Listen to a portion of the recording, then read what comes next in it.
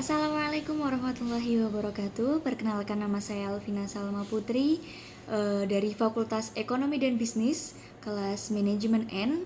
Insya Allah pada kesempatan kali ini saya akan menjelaskan langkah-langkah yang saya ambil dari topik permasalahan yang telah saya buat di lembar kerja proyek warga negara yang pertama. Di sini saya hanya mengambil 5 langkah untuk menindaklanjuti topik permasalahan yang saya ambil. 5 langkah tersebut yaitu yang pertama, saya mengenali masalah untuk digali dan dipelajari serta diteliti. Jadi saya sebelum menentukan topik permasalahan, saya sudah mengetahui apa sih latar belakang dari permasalahan tersebut. Lalu apa sih sebab akibat yang akan terjadi jika permasalahan tersebut semakin hari semakin naik dan tidak kian turun.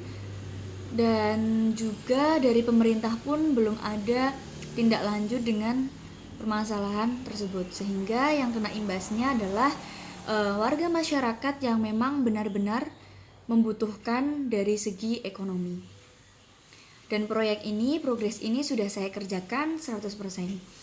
Langkah yang kedua yaitu mengumpulkan informasi dari media sosial dan juga saya melakukan analisis sosial.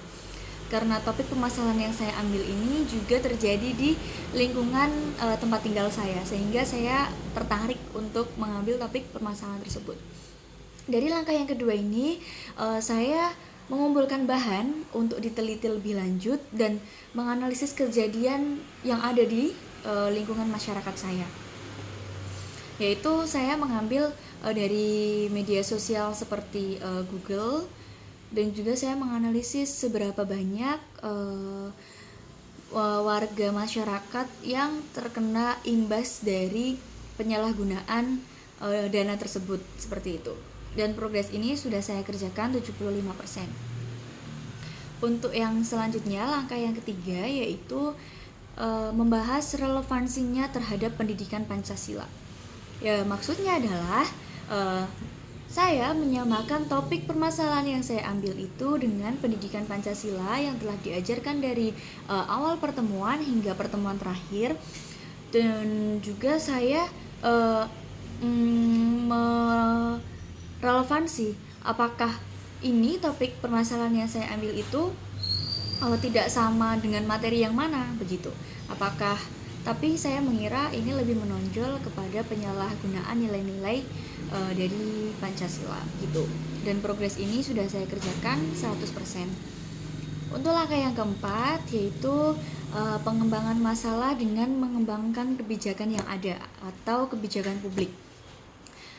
Sehingga topik permasalahan yang saya ambil ini akan saya sesuaikan dengan Undang-Undang Dasar 1945 atau peraturan perundang-undangan yang ada, sehingga ada keterkaitan antara topik permasalahan yang saya ambil itu dengan peraturan perundang-undangan tersebut atau undang-undang dasar, sehingga saya tahu apa hukuman bagi para pelanggar yang melanggar tata tertib yang ada, begitu.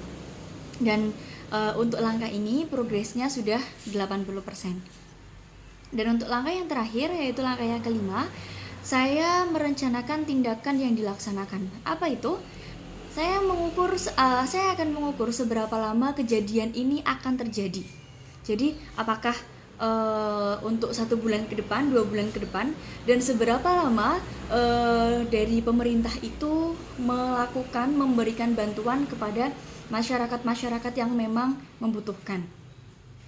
Dan juga saya akan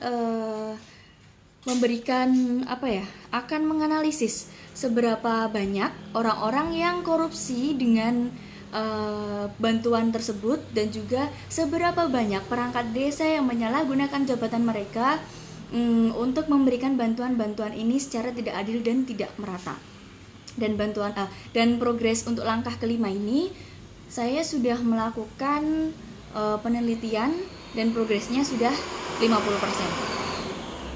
Dari topik permasalahan yang saya ambil itu, karena saya merasa bahwa kejadian ini tidak hanya terjadi sekali 2 kali, tetapi kejadian ini berangsur-angsur dari zaman dahulu kala sampai sekarang, dan masih selalu ada yang namanya penyalahgunaan jabatan untuk memberikan bantuan-bantuan itu secara kurang adil dan tidak merata. Sehingga yang terkena imbasnya adalah masyarakat-masyarakat kecil yang memang itu sangat-sangat membutuhkan bantuan sosial dari pemerintah. Karena dinilai dari segi ekonomi mereka memang benar-benar tidak mampu.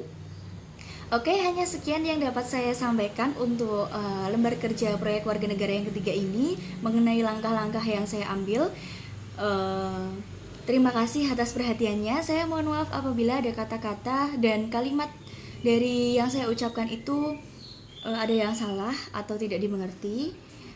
Terima kasih. Wassalamualaikum warahmatullahi wabarakatuh.